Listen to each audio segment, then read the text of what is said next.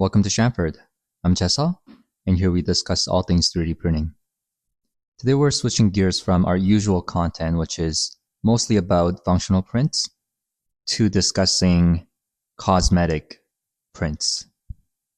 Now, I don't do a whole lot of these, maybe just a few times a year, but I do have a tip or two that I want to share with the community.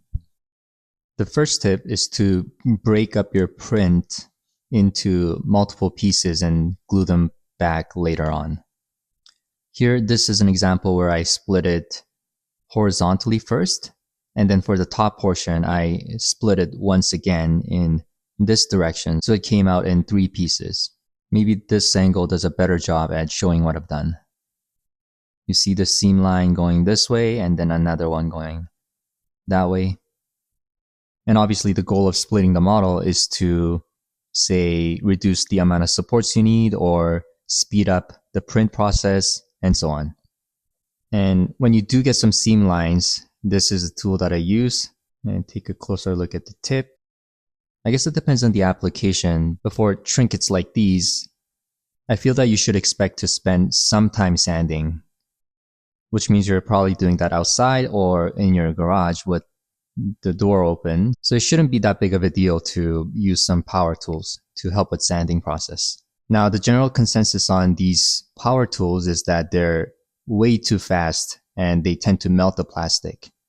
But in my experience, that's not really an issue, because if you get a tool that's 12 volts or under, the chances are your tool is not strong enough to maintain that high RPM under load. So as soon as your tool comes in contact with the printed piece, it will slow down. And oftentimes it will be actually too slow. So you're going to want to raise the speed a little bit. So to summarize the first tip, print your model in multiple pieces, glue them together, and use power tools to carve out the seam line. Which leads us to the next tip, the filler recommendation from me. I think most people use these spray-on filler primer. I think I paid $15 for this can, so it's quite a bit.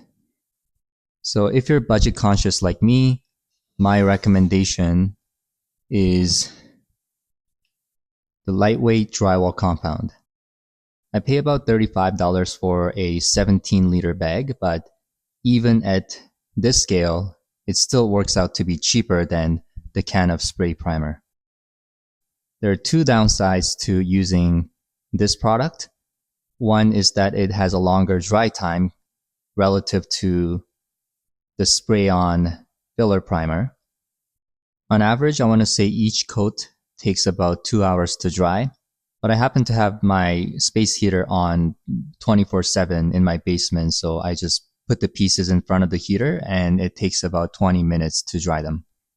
The second downside is that this is temperature sensitive as well as humidity sensitive. So you always have to keep the tub sealed so it doesn't dry out inside. And you can't leave it out in the garage if you're living in a cold climate because it will freeze and so on.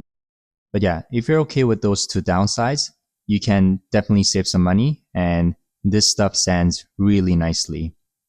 Cool. That was a quick video. I just wanted to share a couple of tips. Now I'm going to go finish these pieces. Thanks for watching. Bye.